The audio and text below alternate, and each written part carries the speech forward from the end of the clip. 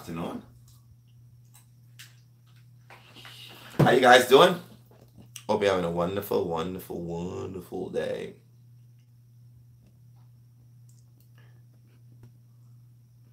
Take a look at y'all, okay? All right. Messages are available. Hey, Washi. What's going on? Good to see ya.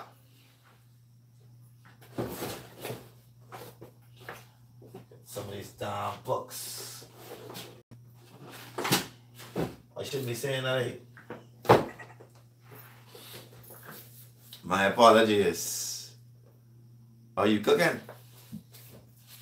Don't lie, it feels good to be out of school, out of college, with your degree and stuff, Perfect.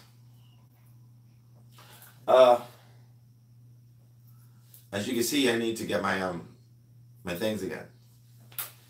I don't have it anymore, so I need for you to be more attentive. I don't know, it's the second person who showed up, but that's okay. Today is review.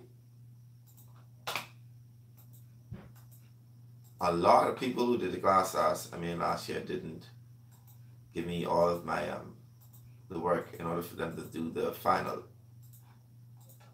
But we're not going to focus on that, because you definitely got to still do that. But I want to know the knowledge you have now, so we can do reviews, okay? Whoever's tied in, whoever can watch this live feed later on, it doesn't matter. Either which way, we're going to get down. Welcome back to Astro Einstein. I'm going to make you guys Einsteins. You're going to be able to look at people's charts and be able to dissect, whether it be your own or somebody else's. It doesn't matter. You're going to be able to know, small intricate details of the chart. Like last year, we worked from this book. It's called Astrology for Yourself, a workbook for personal transformation. How to understand and interpret your own birth chart. It's a very, very, very good book in learning how to read your own chart. And it comes packed with small things that we did last year. Hey, Shikana, I see you online, which is pretty cool. Now, for those people who are not necessarily just as, hey, Abby, who are not as equipped astrologically as the others, we're going to start from scratch and move our way up.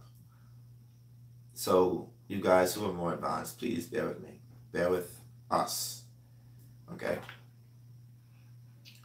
All right. What I don't have is my chart market. I'll have it by tomorrow. I'm going to buy a new one. I couldn't get it today. I don't know what happened. But I'm going to get it tomorrow.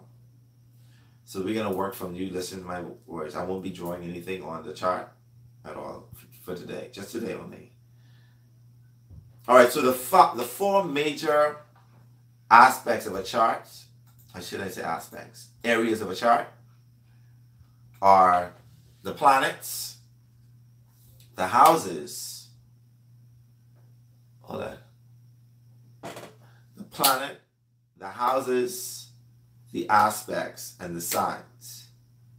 Once you have those four down packed, you basically have astrology in the back of your hands. So we can start with the basic, which is the signs, Then you have the planets. Then you get the houses. Then you have the aspects. Once you have those major stuff down packed, astrology is basically like reading a book. It's like talking. It just flows out of you. I know people ask the question, how come I'm able to do this so easily? It's because once you learn that language, it just goes. It just flows. There's nothing miraculous or spectacular about it. And I don't want to downplay it, but to me, that's exactly how I feel about it. So let's start with the signs. I mean, you already know the signs, the 12 signs. And starting from Aries, which is known as the baby of the chart, Aries. And then we go on to Taurus, which is the second. Also, yeah, elements. Let's talk about that. So those four things break down into other areas. So it's Aries, Taurus, Gemini, Cancer, Leo, then you have Virgo after that. Then it's Libra, Scorpio, Sagittarius, Capricorn, Aquarius, and last but not least, Pisces. And you know, when people talk about astrology, they like to mention their sun sign. Like, I am Aquarius, I am Scorpio, I am this, I am Gemini, I am Virgo. Listen, that's only 10%. We're going to get that all down pat. I do not like sun sign astrology. I don't teach sun sign astrology. Also, the system that we're using in these classes is called whole house sign system. Whole house sign system. That means there will be no intercepted houses, no intercepted planet, no intercepted signs. And I'm explaining that terminology later on. You know, not that Placidus isn't a good way to start. I started off on it, and I made my way into whole house or whole sign house astrology because it became more accurate for me when I got people's chart wrong. So, like I said, whole sign house system. Moving from the signs into the planets, and the basic planets, or what we call the personal planets. We start from the sun, as we all know. The sun, then you have Moon, you have Mercury, Venus, Mars, then you have Jupiter, Saturn, Uranus, Neptune, Pluto. Those are the basic planets. However, your chart comprises of more than that. It also comprises of midpoints, asteroids, and fixed stars, which is what I'm doing right now. That's my long-term goal, is to put more videos about fixed stars, which I've started. And I'm going to publish them as of next week. So those are a part of the planets. So in the planets you have fixed stars, you have asteroids, okay? Then you have houses, and those houses are separated into 12 slices, which is equivalent to the 12 signs in astrology. You have the first house, which deals with the physical body, your structure, the way you're seen, the first thing people see when they meet you, when they see you. That represented by the first house. Second house represents your income, your finances, your sense of self-worth. Also, it deals with, well, we did say income, your sense of self-worth, your income, and there's one particular thing. It also represents, prior to going back to the first house represents the physical head and the body, but mostly the head. And the second house represents the throat. The third house, which represents your siblings, your early education. It represents like uncles and cousins and aunts. It also represents your way of traveling. That means short-term travel. Your vehicles that you like to travel with. It represents the way you communicate, your speech. That is represented by the second house. Like I said, short-term distance travel, which is represented by your car. Your car can't go long distance unless you live in a wide area. But I guess long-term distance would be represented by Sagittarius, but we're going to get there. So the third house represents all of that. That represents your hands. The fourth house, which is naturally ruled by Cancer, rules your home. It rules your psychological makeup. It represents your sense of stability. It represents the physical home, your heritage. It also represents old things like what do we call? Oh gosh. like antiques and stuff like that. I was so searching for that word, antiques. Anything that brings about a sense of sentimentality, things that you're connected to for long periods of time. Also, it represents property. Even though real estate, I mean, even though the second house represents property, your assets, a home cannot be built unless it's sitting on a property. So in natal astrology and all the other astrology, the fourth house rules real estate. Happy to know that. Fifth house, which rules children. It rules your ability to gamble, what you call your recreational activities. It represents romance. Things that are fun and creative are found in the fifth house. Sixth house rules your health, your sense of duty. It also represents your pets.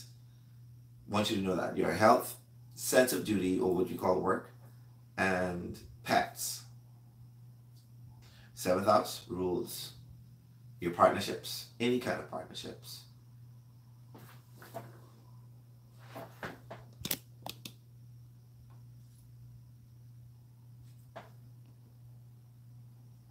Is it still frozen now?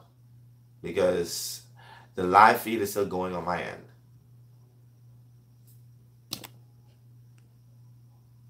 I can need for somebody to tell me. Okay, so it's not frozen on your end, right?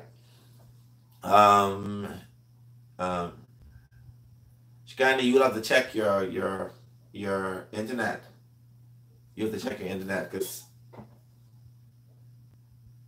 right. So Shikani, you may have to check your internet. The seventh house literally rules, like I said, your partnerships. It also represents your sense of diplomacy. Your first marriage partner will be seen in your natal chart. In your natal chart, your first marriage partner, if the chart is suggesting that you will be married. Your sense of partnership, which also represents long-term commitments. Just have you to know, the fifth house only rules romances, but the seventh house rules long-term commitments. Not necessary. I want you to get this and understand this clearly. Not necessarily a marriage by society standards, but a long-term commitment. Because remember now, if you're not married for a very long time, people call it common law wife and husband, right? So it's the same. That is represented by the seventh house. Your enemies also are represented by your seventh house.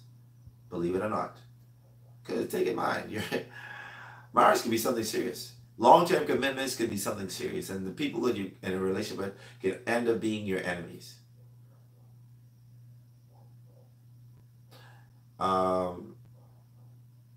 Court cases are ruled in the seventh house.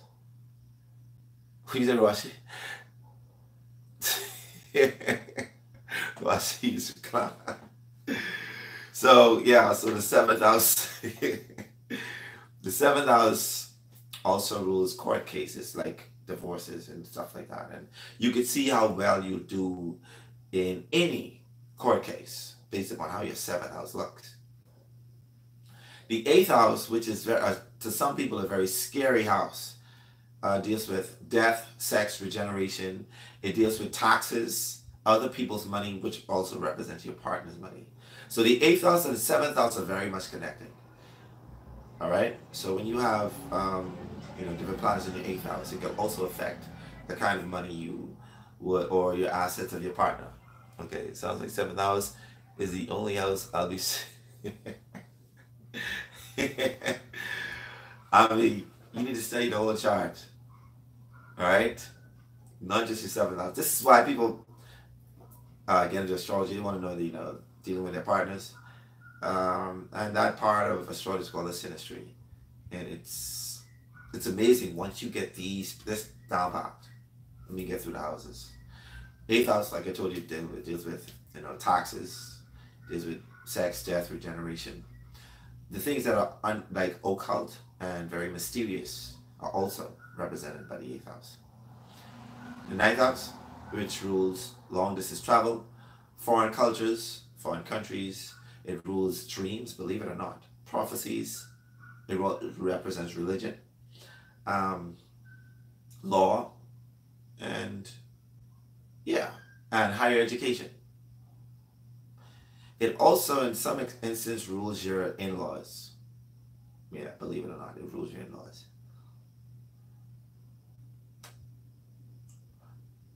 The 10th house, and that rules your status in life, your career, which is also seen by your MC, believe it or not.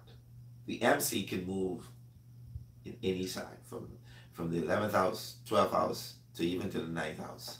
It moves like that. So in our whole sign house system, you're going to see that the MC doesn't necessarily live in the 10th house. But the 10th house rules your status. It rules, like, also, sorry, let me go back. The 4th house can rule the most motherly or the most nurturing parent that you have. And the 10th house could rule the most patriarchal or the most, business oriented parent you have. It rules your status in life, your career, the government. Believe it or not, can be seen by the 10th house. 11th house. It rules your friends, your associates, your the internet. It rules anything that's aviational. It rules, what else it rules? It rules your humanitarian efforts, and your hopes and wishes are ruled by the 11th house. As you can see, the 11th house is sort of like a lucky house. Some people would say that it's very lucky. 12th house, I'm going to go back and tell you which houses rule different parts of your body and how your chart, helps to form who you are physically. The 12th house rules things that are hidden, things that are it's sort of smoky. You're not, that is not clear. It represents spirituality. It represents a sense of unconditional love. It can also represent the things that you fear the most, or the things that are hidden from you, the things that that is in your subconscious mind that you try to hide, and you don't like seeing. It represents institutions like hospitals, and asylums and prisons. Believe it or not, it also represents prisons. Time away.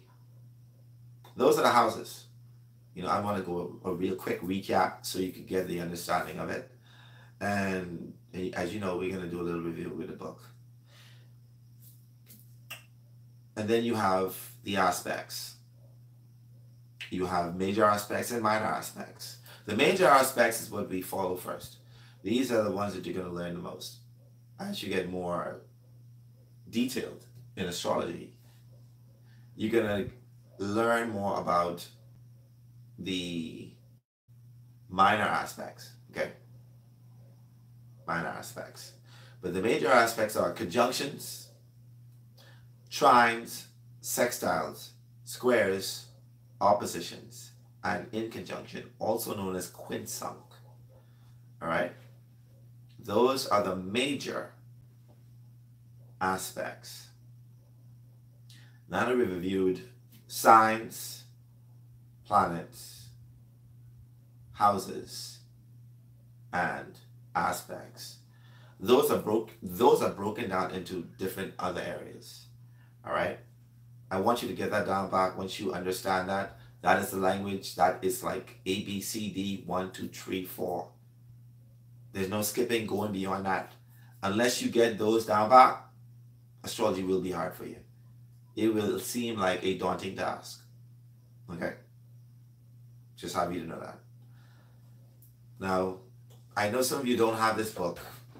Like Shekinah, she doesn't have the book and she just started the class. And anybody that comes into this class today who just may tune in, or who doesn't tune in, it doesn't matter. If you do, it's okay. Class still goes on. And we're going to have that every Tuesday and every Thursday. Religiously. Whether anything has happened, I'm going to try not to cancel out or to put off any classes. If it does, we'll do it the following day. All right, just have you to know. So let's take a look at someone's chart.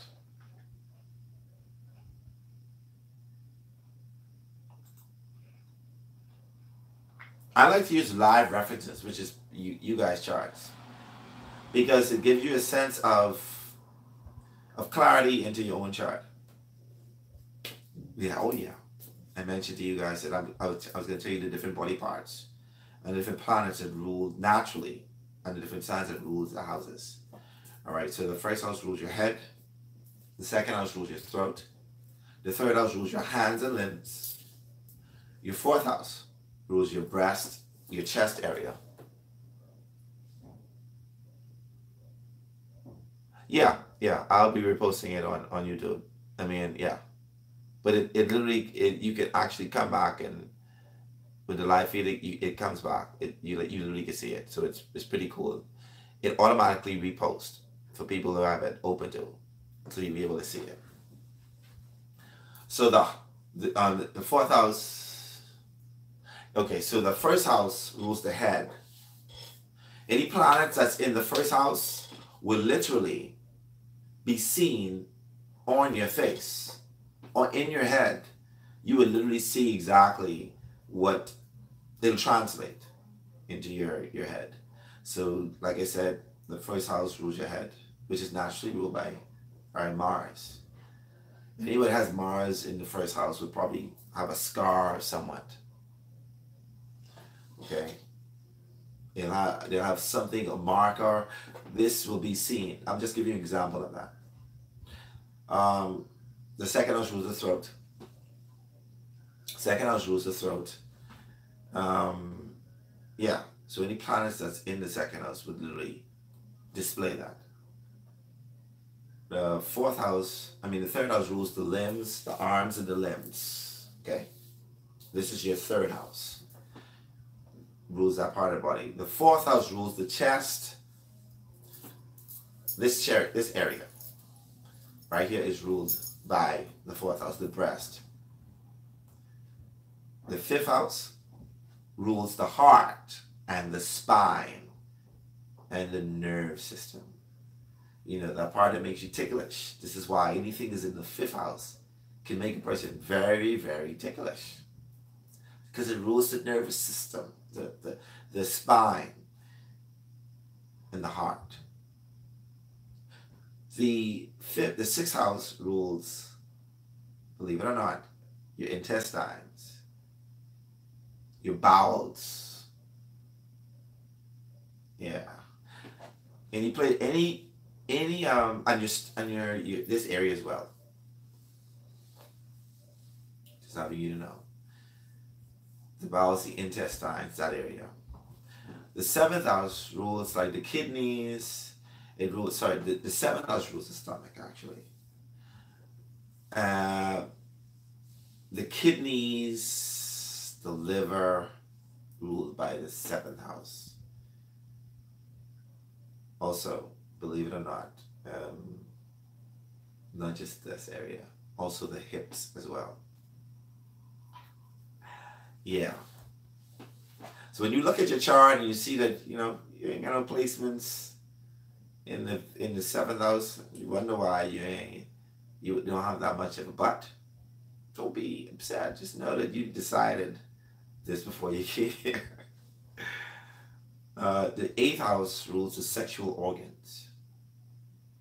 It rules, the vagina and penis and anything connected to that.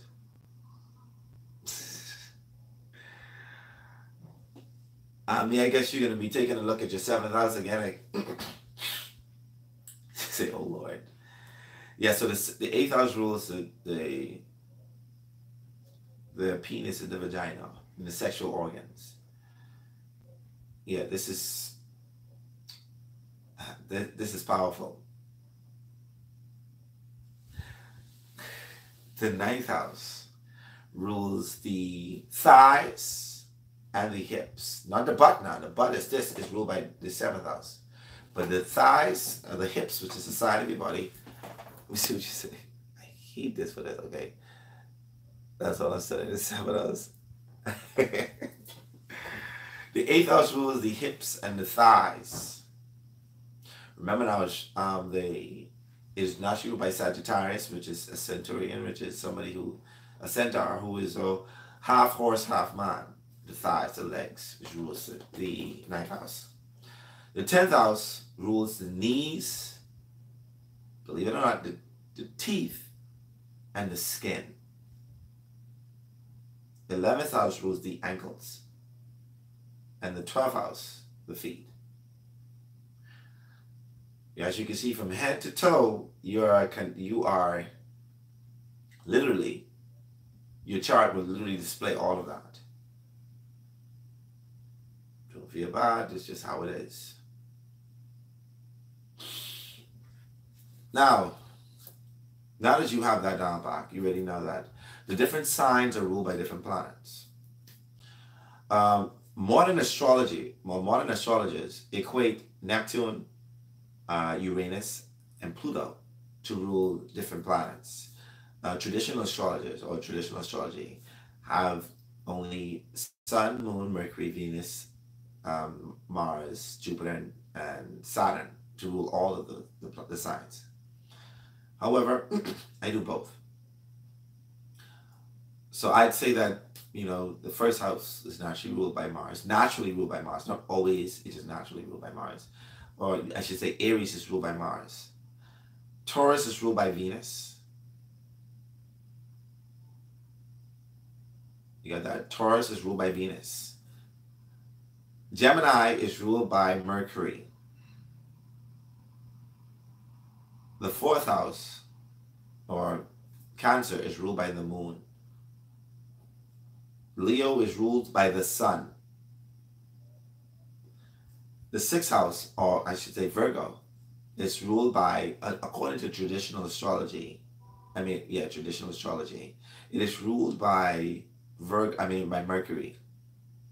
However, during my studies, I've realized that Chiron, or some people say Chiron, rules the 6th house, because he is the healer, remember, and the 6th house deals with health. And I've followed Chiron for quite some time, and it has been known to me that Chiron naturally rules the 6th house. New modern astrologers also come to this understanding as well. However, I'm going to teach you traditional and modern. And modern astrologers say that Chiron rules it. But traditional astrologers say that Mercury rules the 6th house. The 7th house, traditional astrologers say that Venus rules the 7th house. However, modern astrologers equate Juno, the asteroid Juno, which is very huge as well, to ruling the 7th house of partnerships. Yes, Juno. Juno rules the 7th house in modern astrology. The 8th house is ruled by Mars in traditional astrology. And in modern astrology, it's ruled by Mars and Pluto. Yeah. It's one of the planets that are ruled by two planets. One of the signs that are ruled by 2 planets. So that you got that. Scorpio, the sign of Scorpio is ruled not by traditional astrologers, Mars, and by modern astrologers, Pluto and Mars. So take a look at those 2 placements to see exactly if you how it affects your 8th house or anybody else's 8th house. The 9th house is naturally ruled by Jupiter by itself, in traditional and in modern. Jupiter rules the 9th house. 10th house is ruled by Saturn in traditional and in modern. The 11th house, however, is ruled by, in traditional astrology, Saturn, and in modern astrology, Saturn and Uranus, or I would say Uranus. We'd go with Uranus, but I want to teach you the traditional way. Because you're going to run into some people who, as you're learning astrology, they're going to say something different. But I want you to get the whole gist of it. The 12th house, or the sign of Pisces, Sagittarius ruled by Jupiter. 10th house naturally ruled by Capricorn, is ruled by Saturn. The sign of Aquarius, 11th house, is naturally ruled by Uranus in modern astrology. And in traditional astrology, Saturn. So Saturn in traditional astrology rules the 10th house and the 11th. But I don't equate it for that. It doesn't match it for me. In Vedic astrology also as well, it is ruled by Saturn, both of them. The 12th house is ruled by, in traditional astrology, Jupiter. Jupiter.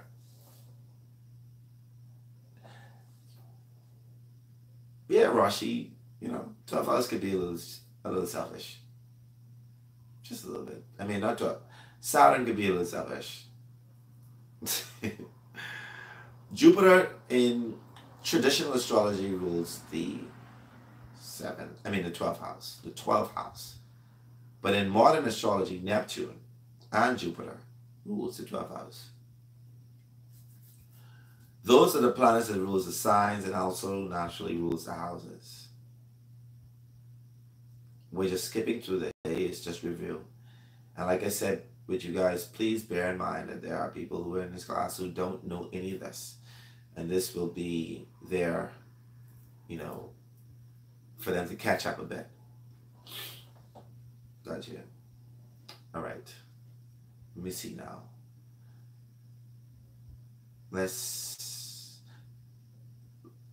I want to touch on some things also that I've said in my program today. Let me scroll up all them.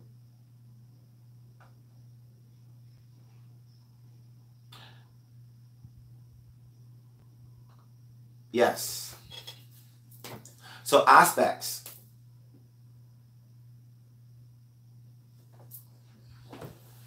Give me a second, guys. 1 second.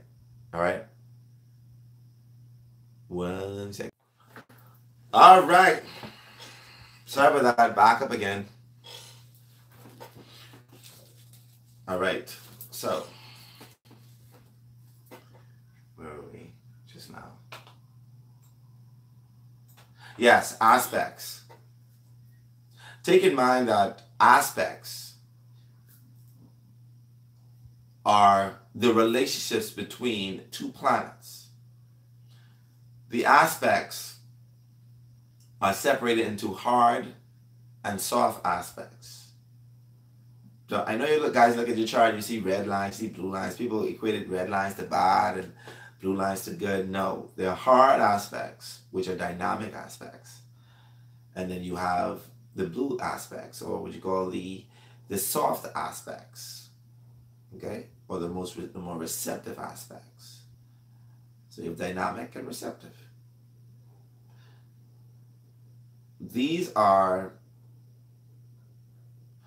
get to tell you, they define intricate details of the relation between the planets.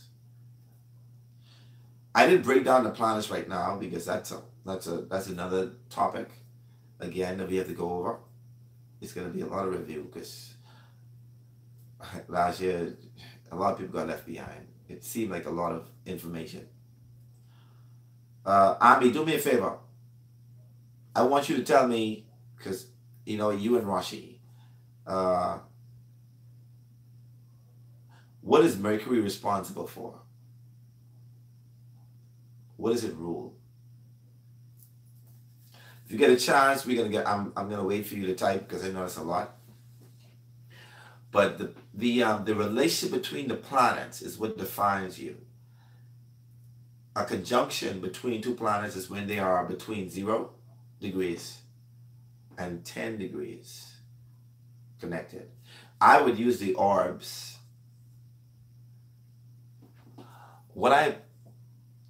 It rules Virgo, but like I say, I also teach that Chiron also rules Virgo as well. Now, what I'm asking you is, yes, Shekinah, it rules communications. That's one of the things. Yes, it rules communications, and other things. I think I said it earlier. Well, this is why I separate Virgo. I mean, Virgo being ruled by Mercury, because Mercury necessarily wouldn't rule health. Virgo rules health. I would say Chiron rules those things. We're gonna go with that. Okay? And anybody asks you any differently, you just send them to me. What I was getting at is the aspects between a planet or two planets literally define those areas that we're talking about. Okay? They define those areas they're talking about. Let's just say you have Saturn, and your Saturn is square to Mercury. You know, Saturn is a planet that restricts. It's very responsible. It's the father time. You know, it's square Mercury. You know, which rules communications, your siblings, and so and so. It would have a sense of responsibility when driving, to the point where they probably be like an old church holding the wheel. I'm just giving you an example. I'm not going to go into full detail of every aspect, but I want you to get to a gist of how planets interacting with each other would define your personality. So let's go on to conjunctions. Conjunctions are between 0 to 10 degrees. And those 0 to 10 degrees, that could be anything. But I use 8 orbs. So let me ask the question is, so what you ask, so someone would find communication stressful. Yeah, they would find, you know, expressing and communicating the way they want a little bit hard and stressful. This is true. But this would also, as the time go on, they would be more stronger. Because remember now, Saturn also rules father time.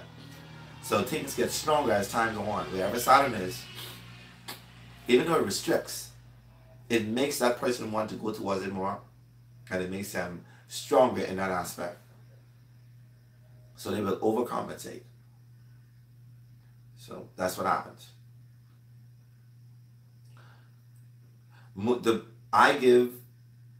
It would be, it don't just me, but most astrologers give orbs, which is the distance between the aspects, or the degrees of each planet. They give the moon and the sun 10-degree orbs. 10-degree orbs means 10 degrees. If I have, my sun is on 29 degrees Scorpio, which is on 27 degrees Scorpio. And I have a moon that's on 2 degrees Sagittarius. Even though they're in different signs, they are only 5 degrees separated from each other. And this would mean orb, so it would be 5-degree orb, which still makes it conjunct. You understand? Even though it's in different signs, it's still conjunct to each other. And I want you to understand, and once you get that, then you understand what conjunctions can do. So between moon and sun, I give them between 8 and 10 orbs. When I want to be very, very accurate, 8 orbs is the most I go.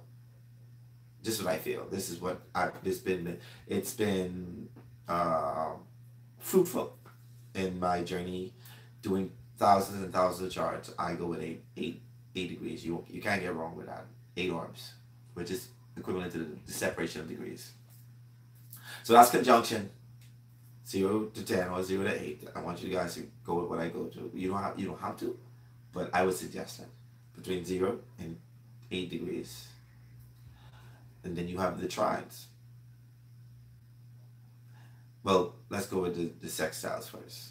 So the sextiles can be 2 signs, or a sign in between those signs, which is 30 degrees. So a sextile can be 60 degrees. And you get that? 60 degrees.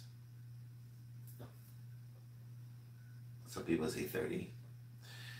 I would necessarily say that it's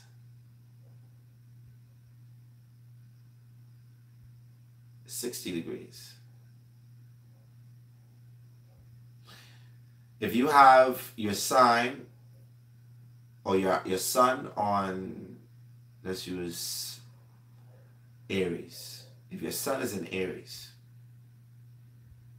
30 degrees, let's just say 1 degree. If you have your sun 1 degree or one degree in the sign of Aries, if you move it down one sign, it'll be semi-sextile, which is a minor aspect. But if you move it another sign, it will become a sextile. So that's 60 degrees is a sextile. You got that? 60 degrees creates a sextile. 60 degrees of separation between two planets creates a sextile.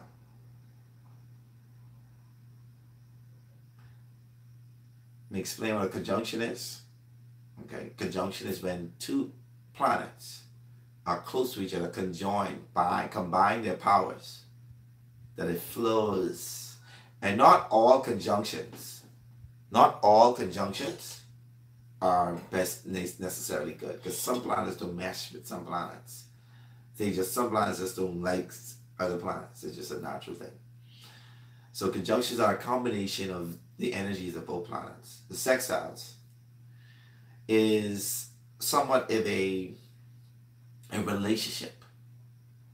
It's like your cousin, or your third cousin. You know that there's a potential for a relationship, but it's only a potential for a relationship when you put the energy into that. So that 60 degrees separation between them creates a sextile, and that sextile is the possibility of, the potential of. Are you guys still on? I see 2 people left. Okay, join back. So that's the sextile.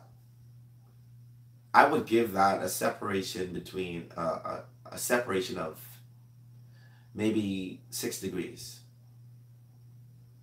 All right.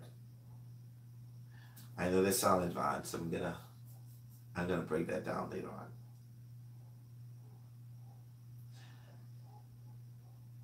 Then there's, after sextile, is the trines.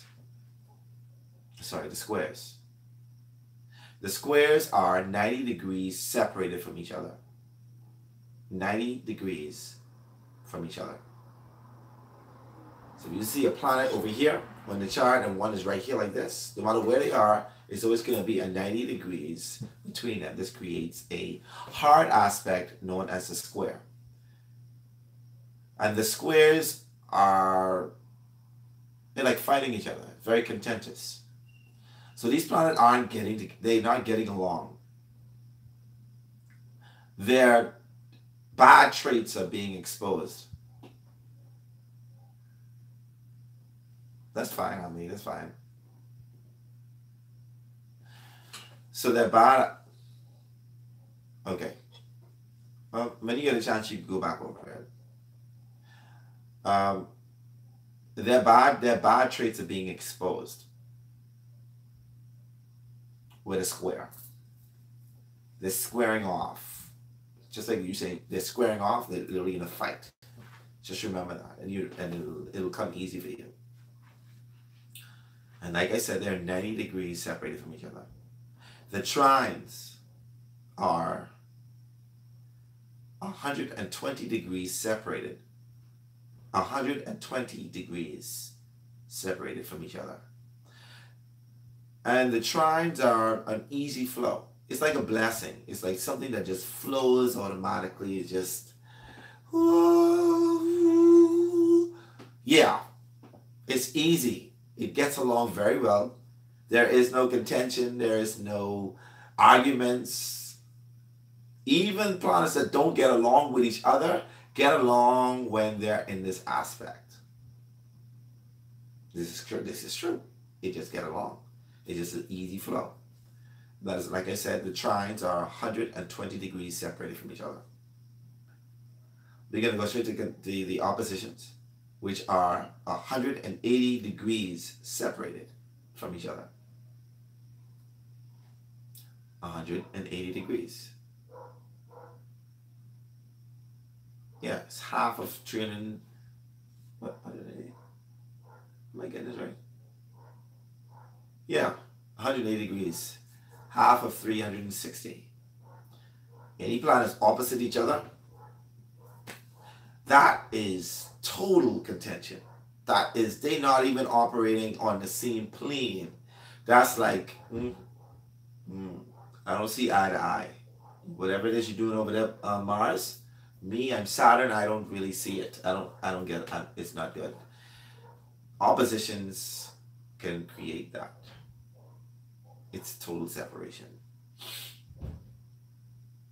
Then you have the inconjunctions, which are 160 degrees from each other. Yes, 160 degrees are the inconjunctions.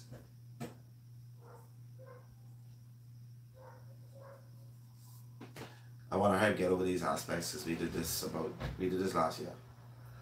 And yeah, it could get tiresome. This is the part that you guys, I think, struggle with the most, is the aspects. So far, is there any questions that you have for me right now? Please ask them now. I'm going to give you about 5 minutes, and you can ask the questions.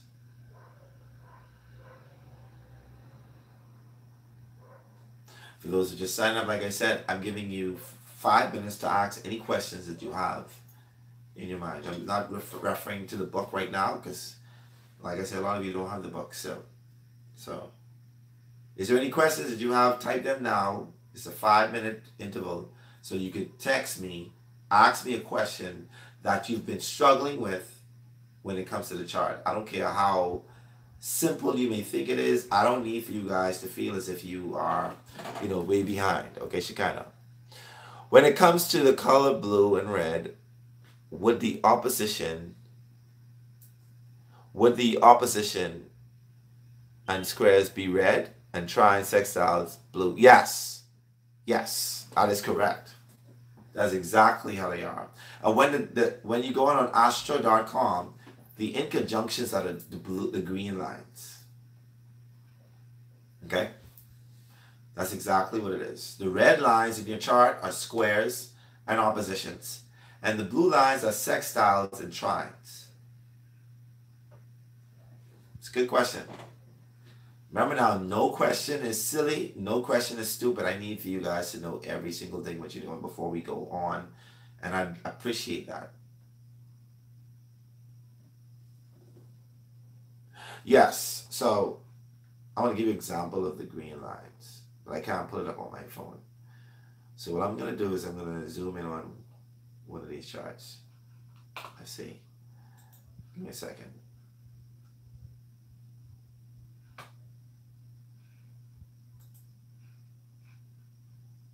All right. Damn it.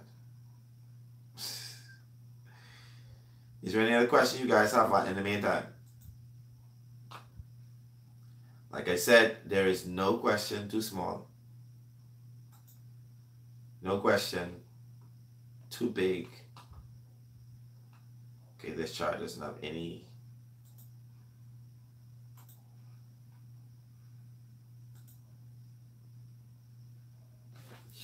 Is there any? Let me take a look. Okay. All right, no questions.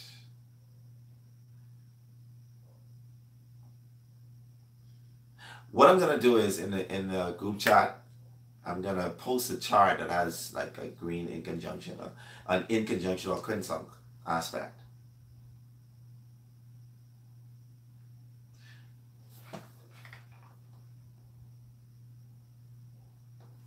When have you been trying to do this, Ami?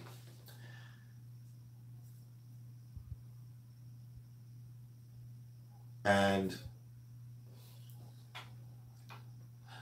conjunction can be considered a soft aspect or a hard aspect. According to, it's actually a bit of both. According to the planets that are being used. Okay? It's according to the planets that are in conjunct to each other. Remember I told you that all planets do not get along? Sorry. All planets do not get along. The conjunction can be a bit hard. Okay, I'll send it inside the chat when we're done. When we're done, I'm gonna send it in the chat. So let me give you an example. Since you thank you, Shikana. Let's take a look. Let me look at your chart. We're gonna take a look at your chart. It's good to have you guys chart like right here. As you get more proficient in astrology, you guys will be doing the same thing, the exact same thing. All right, so taking a look at your chart, Amazine, you have Pluto square your moon. And it's a wide orb of, an orb of 7 degrees. And I'll still give it some energy, I guess. So I'm gonna give you an example. You have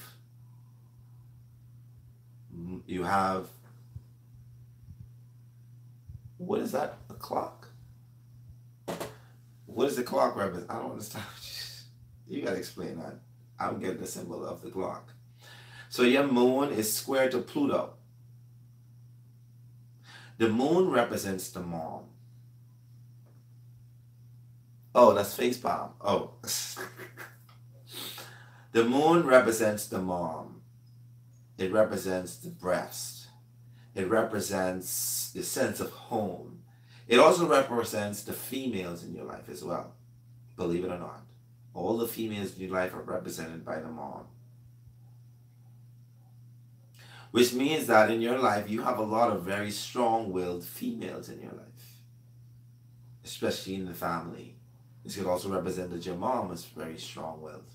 Because you have it sitting in the first house. Okay? It is square to Pluto. And Pluto rules sex, death, regeneration. It represents, it can also, remember now, the bad traits comes out when it's a square. So Pluto, when it comes to like sex and death and deals with obsession and jealousy, because Pluto rules those things as well. It also rules, also, if you didn't know, hidden things, being able to dig deeper. And looking at your chart, it was said with the square, which is 90 degrees, I can tell you anything that's 90 degrees is a square. By your square, those things are in contention with each other. So your moon, which represents the females, your mom, anything can be transferred. So I could literally say that your mom, because it's square, Pluto. Your mom or your mom's death or anything to deal with your mom and death or your mom and sex can't, and it sounds very, I know it sounds like those things don't sound too good speaking, right? I can look at your chart and say, you know what? Your mom's death would have, there's a connection between your mom and death that affects you as a human being. It also means that you, when it comes to sex, it is an emotional connection to it that is sort of uncontrollable in a sense. All right? Like you could use anything that is represented by the moon and anything that is represented by Pluto, and you put the contentions in it, and you got that. That's the energy. Pluto rules jealousy and envy. That's the negative trait of Pluto. Obsession. So this would mean that women can be jealous and envious of you without you even trying. Pluto also has psychic energy. So this also means that women could sense your psychic energy and you could make them feel uncomfortable without you even trying. Does it make sense what I'm saying to you? Because it is a hard aspect It doesn't give off an easy flow. It gives a contentious, the squaring off to each other. So this would display all that stuff. You understand? All right. So, you know, also, the moon represents emotions, and Pluto represents sex, death, regeneration. This means that you have sort of a fear of death. It could also mean that you have an emotional connection to sexual energy. It can also mean you have a contention between it. Your emotional makeup dealing with sexual energy seems as if it's there. There is that's just how Pluto rules. Anything that Pluto rules is in contention with anything that the moon rules. And you could mix up the words. You could mix up the things that they rule. No matter what, they would come out the same way. You understand? The moon deals with home.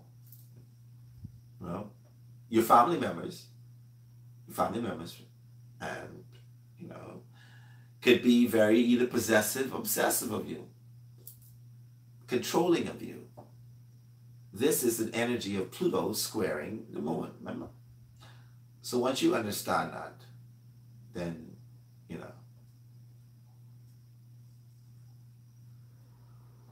So that are we cool with that? With the opposition? I mean, with the squares of your chart. All right. So and this is why I tell you guys to look at the keywords that is put inside the WhatsApp chat. You got to be able to see and put those words together. Once you put them words together, you can look at it and be like, anytime you see moon square Pluto, you be like, oh, hey, you need sex to feel a sense of comfort. And it's sort of contentious. I know. It's just, it flows. Once you understand the keywords are very, very important in astrology. It's like memorizing. Once you memorize keywords, the planet, what they rule, the aspects, what they do, then you got it. Then you understand it. I'm going to give you opposition, so you can understand the opposition in your charts. Because you have a lot more squares and oppositions than you do trines and sextiles. And if any one of you have your chart with you, I'm going to use another aspect, another person, so we can make everybody feel, as if they're part of this class. Let's use Rashi. Since Rashi doesn't have her chart, I'm going to pull up your chart. It's a good thing I don't never get rid of your charts now. Because y'all just lose each charts like crazy. And yes, I mean, this is very, very powerful. See, this is powerful. Oh, boy. Rashi, you don't have any oppositions completely. You do have oppositions, but it's in different stuff. Said it was just coming to volunteer my chart. You don't even have your chart to volunteer your chart. We're going to look at a square of yours, Rashi. All right? We're going to take a look at a square of yours.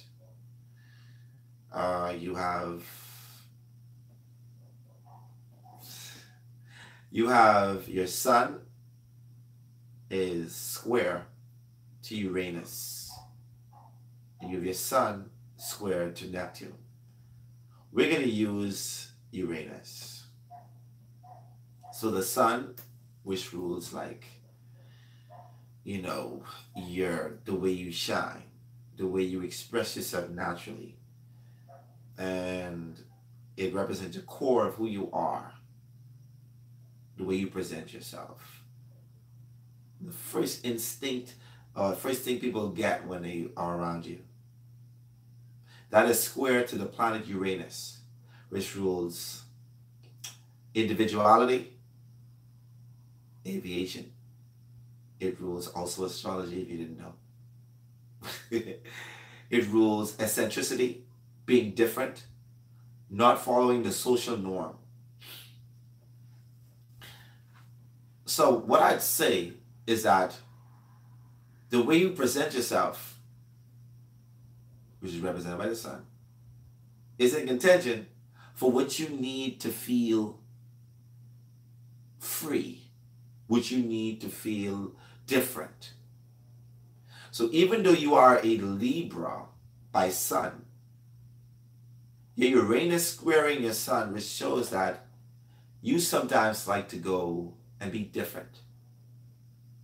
You want your relationships to be different.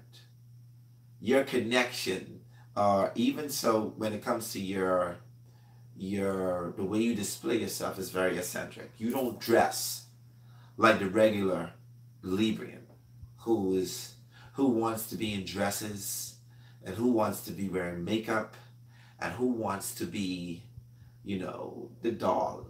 They want to be dolled up. Libras are the sign that rules beauty. Natural beauty. And your way of expressing yourself is in contention with the way people see you. So you're not the dolly doll up type. And this is because of the way you shine is totally in square and contention to Uranus. So I look at your chart, not only that, the sun represents the father, that and the Saturn connected. So I would say, and Uranus represents your friends, also your associates, your internet connection, your hopes and wishes. I would say, by looking at your chart, by looking at your sun square Uranus, that you like working behind the scenes. Hey Dale. Thanks for tuning in. I have Venus square Saturn. Can you expound on this, sir? Venus third house and Gemini Saturn in the 7th in Virgo. Okay, I will. As soon as I'm done with this. So this would mean that you have, okay, sorry. Sun square, you say sun square Uranus Fox. Yeah, so you are, when it comes to your father and you may have what we call a unconventional relationship.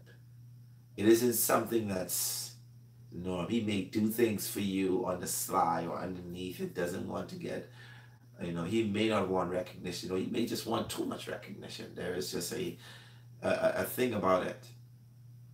With Sun squaring Uranus in your chart, you could also, without you trying, your friends and associates would try to put you in the spotlight, even though you're trying not to.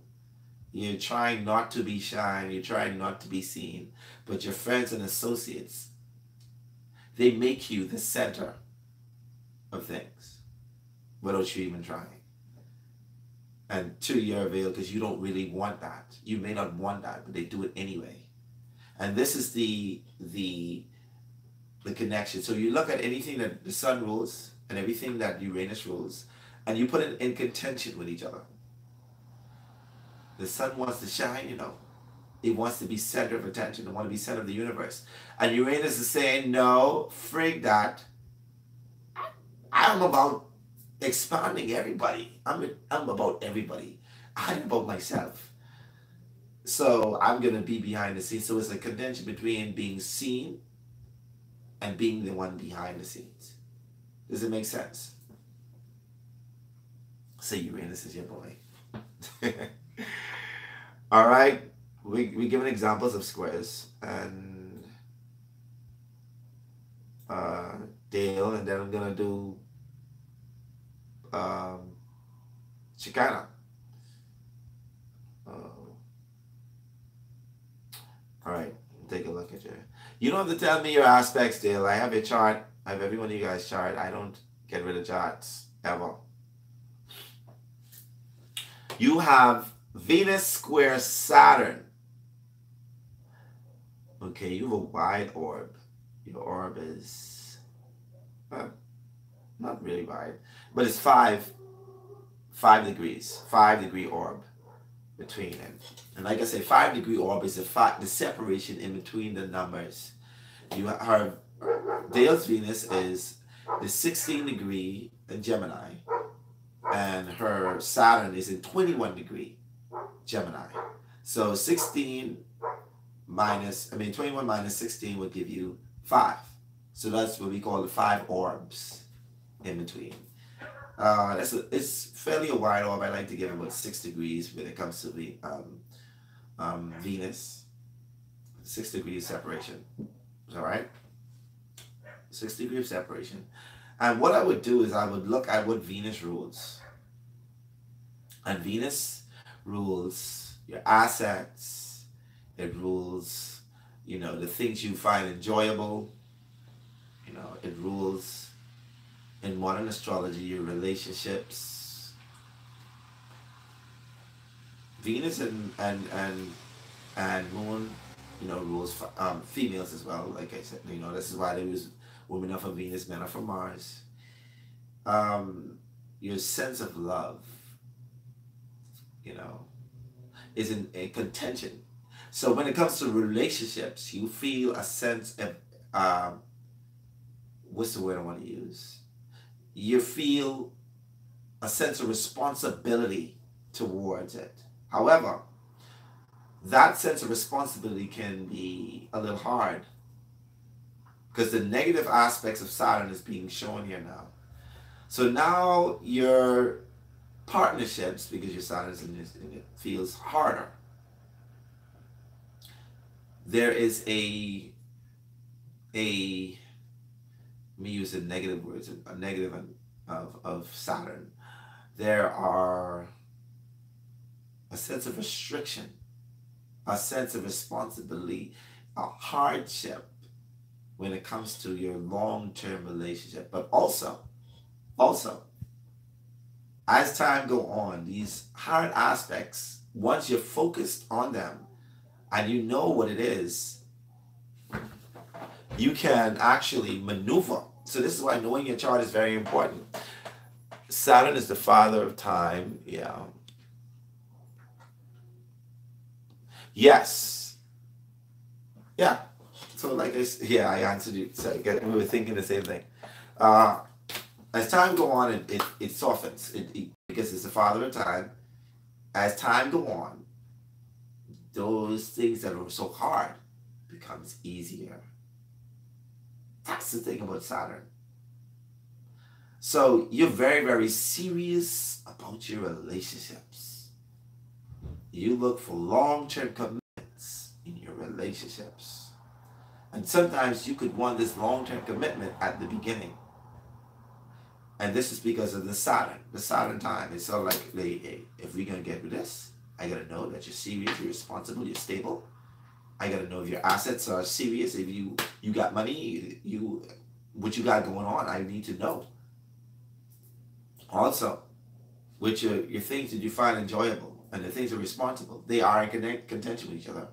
Which means that when it comes to your money, sometimes your assets and the things you enjoy get put on the side or are in contention with the things that you need to be responsible. So let's just say you want to go and take that trip.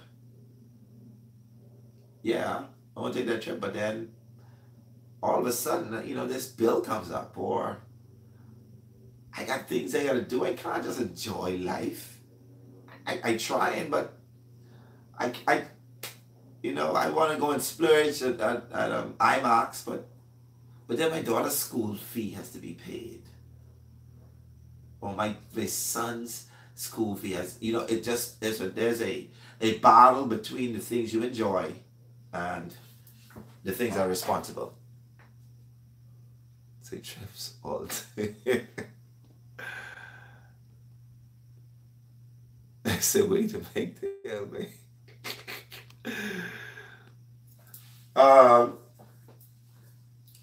What it does to your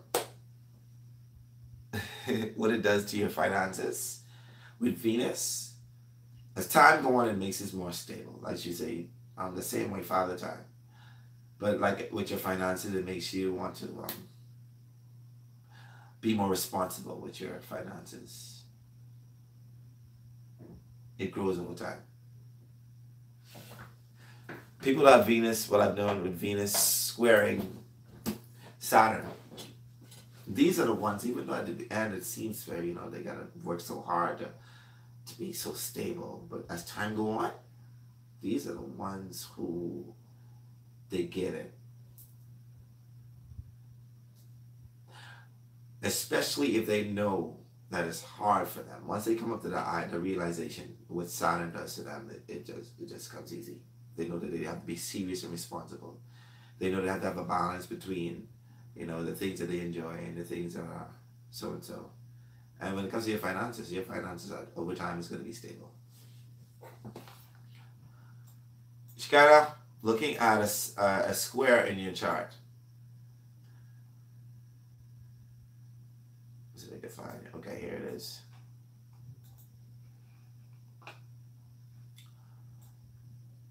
All right, you also have a square. A lot of you guys don't have a lot of oppositions. I realize this, and I noticed that from the older souls. You say high five? Okay. Oh, you high five and I'm just saying, oh, there you go.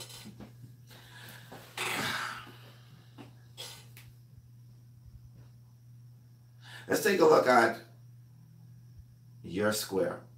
And Shekinah, you have sun square moon.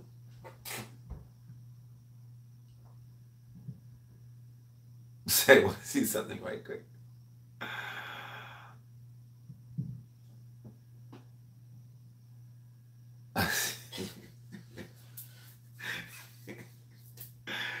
We'll do a double take later.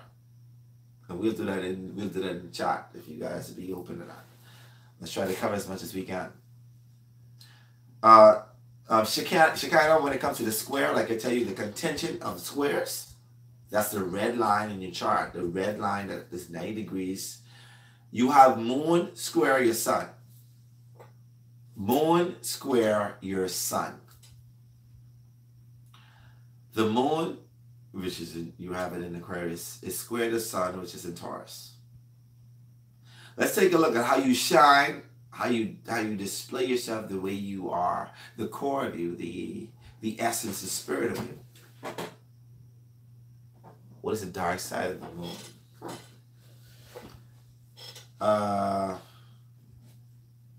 Or emotional.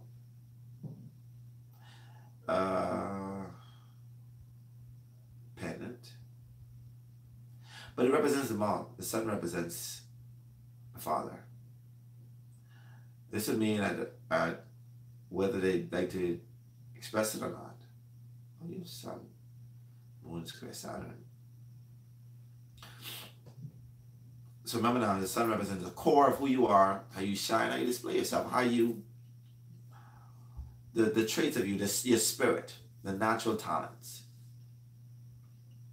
The moon represents your emotional sense of stability, the things that make you. So the sun is the shine self, the moon is the hidden self.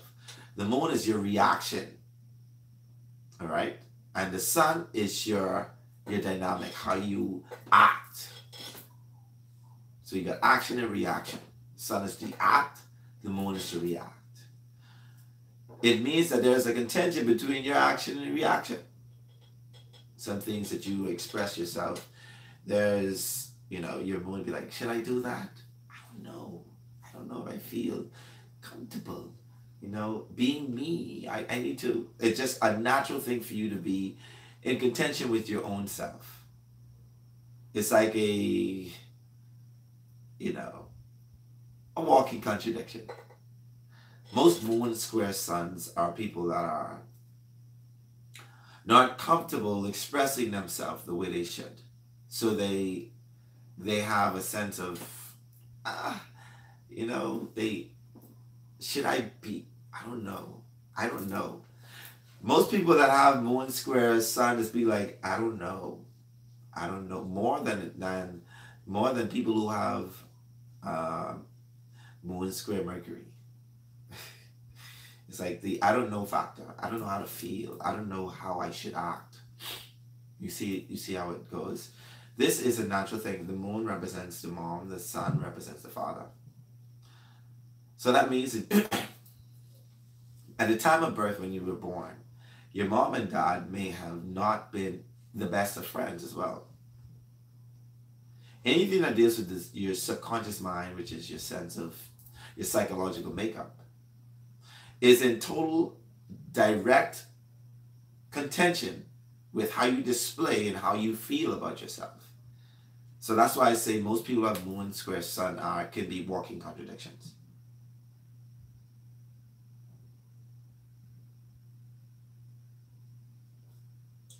You have any questions? You also have Venus square Uranus. And that is a very...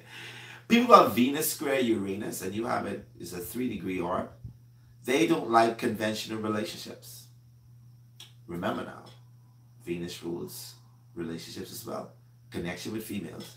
And Uranus rules not necessarily being... Yeah, so your relationship with women would be unconventional. Your relationships on the whole can be, unconventional. You could attract people who are taken up. You could be more interested in people who you could be attracted in psychologically, without you even knowing, attracted to people who are already in relationships. You could need a lot of freedom in your relationships.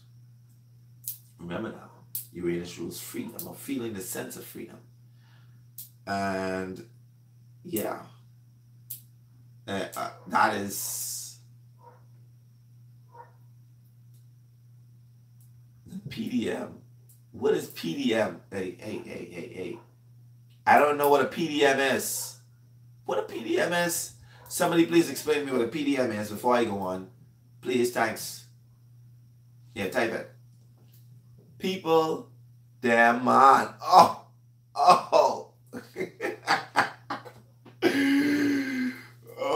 Oh, yeah.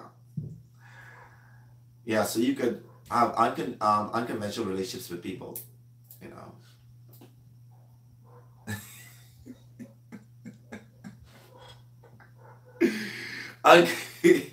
You're so unconventional relationships with people.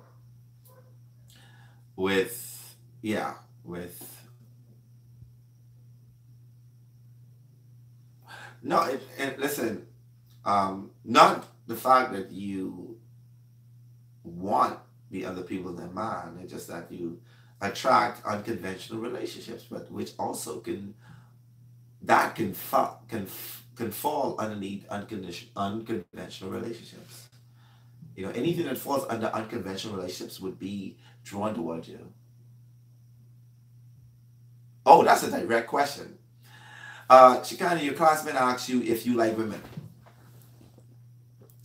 I'm just tuning in to see exactly what you're gonna say. Do you like women, Chicana?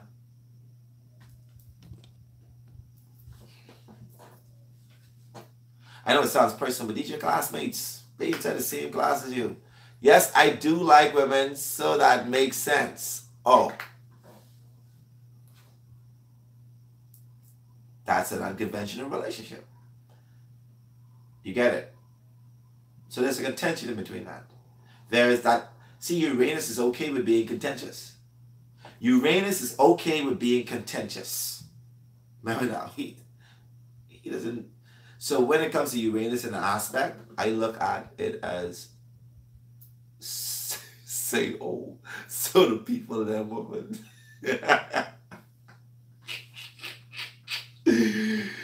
Rossi, get from out here though. All right. So now you guys get the squares. The squares are in contention with each other. Remember now, conjunctions are smooth flow, but not all planets are smooth flow. They don't combine and gel together. All right.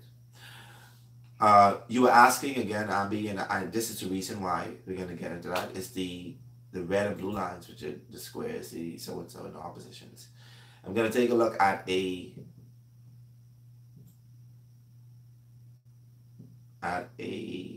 opposition. And a lot of you don't have oppositions.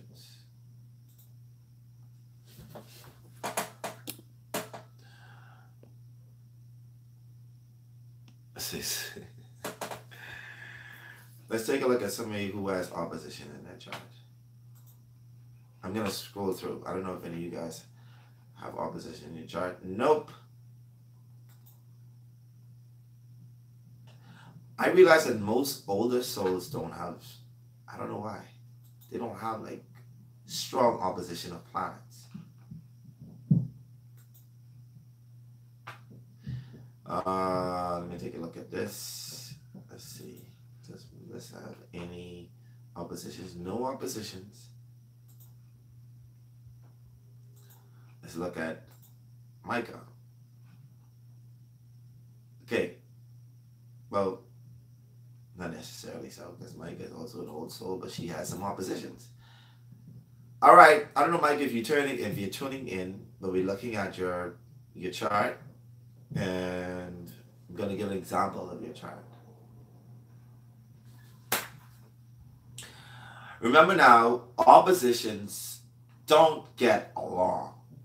They are total opposite spectrums of each other. Totally.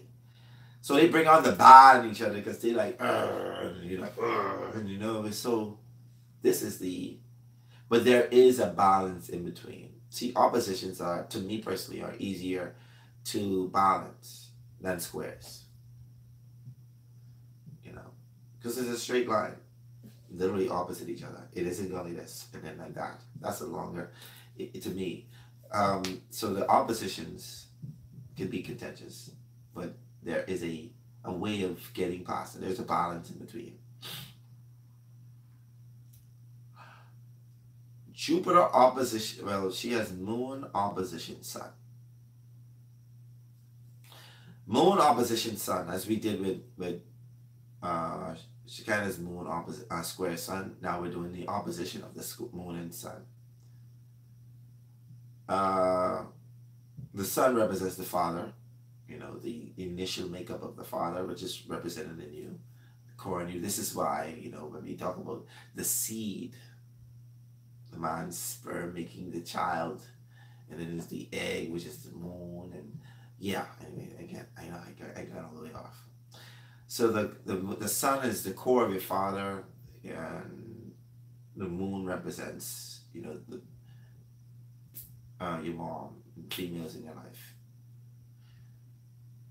So the sun opposition moon in her chart will literally show that at the time of her birth, her dad and her mom, or even between the time of birth and maybe 6 to 8 months, or even a year, her dad and her mom separated, weren't together at all. This would be a position of the moon and the sun. She was basically born on a full moon. And people who are born on a full moon are very, very strong. Psychically, very, very strong. Believe it or not. But they also have shifts in how they communicate, how they react with people. So they can become a little bipolar. They could be very much all about you, and the next day is like, why are you bothering me? Next day, hey, what you saying? And then it's like, why are you calling me? Like, I want to be alone, leave me. Because they're a core of who they are, opposition, or a direct, no correlation to how they feel emotionally can create that. No, Gemini is another thing. That's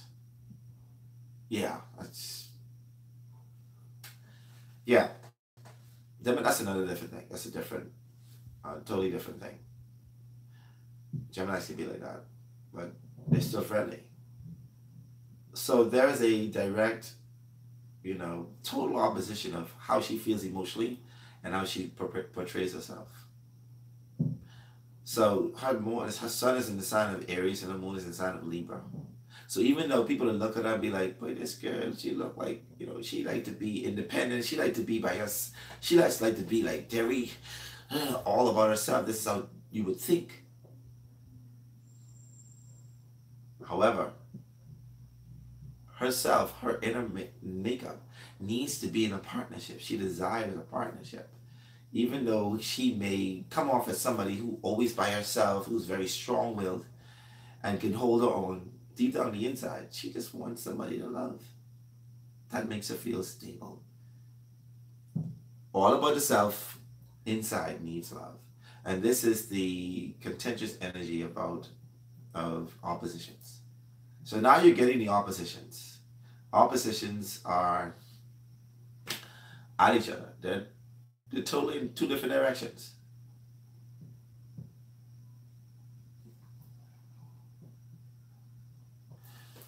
Her Mars is opposition to Uranus. And this would mean that and Mars rules sex, it rules the orgasm, it rules drive, it rules your ambition, it rules the men in your life, it rules these sort of things. And I don't mean to be giving away, forgive me, my God, this is your child, but these are your classmates. And they're eventually going to see this. Anyway, Mars opposition Uranus means that you would like unconventional sex. It can also mean that you're attracted to men that are very different and eccentric.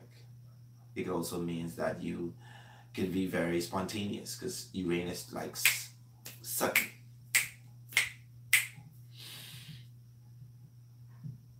For making sense to you, yeah. Uranus also could, means that, especially with in connection with Mars, could means that sudden things happen very suddenly. Accidents can happen, because Mars also rules accidents as well. So you could also suffer from a lot of sudden accidents and not even know. Anything that Mars rules and Uranus, you put them on the side of each other. You say, well, remember now, Uranus is a whole different thing. Uranus likes being different and opposite. So it goes easier with the oppositions. It goes easier with the squares. It is a very unconventional, very not a non-conformist planet. So sometimes it sort of enjoys being a square. Sometimes it enjoys being in opposition. This is something I had to learn. And you guys will learn it as you go on. I'm glad that we touched aspects because this seems to be the hardest thing for people to understand. We are at the end of the class for today. We could continue talking in the chat. We're going to touch on this trines and sextiles on Thursday, and we're going to go into more. As you know, Thursday is also review, and we're going to go into different things. But as time goes on, we're going to get a little bit more deeper. I want you guys to grasp these things called aspects so you can study your own chart. This is important. The aspects are important. Then we're going to go into the rulerships and rulerships in connection with another ruler, and an aspect and ruling this planet in this house is going to get a little complicated. You have to get these aspects down. Okay, I'm not giving any homework today, but what I will have you to do is I'm gonna send if you request your chart to be sent in the WhatsApp group, okay, and we will go over. We can talk. All right. Okay, awesome, and we'll continue in the WhatsApp chat. If you have questions, I would gladly be open to answering them for an hour. We could talk, and you could talk beyond that. Okay. Oh, so you want yours for sure. All right, cool. All right. This is Oscar Einstein, and class is dismissed. Enjoy the rest of your evening. I look forward to seeing y'all Thursday. Same time. All right? We're going to get deeper into the aspects. Have a great night.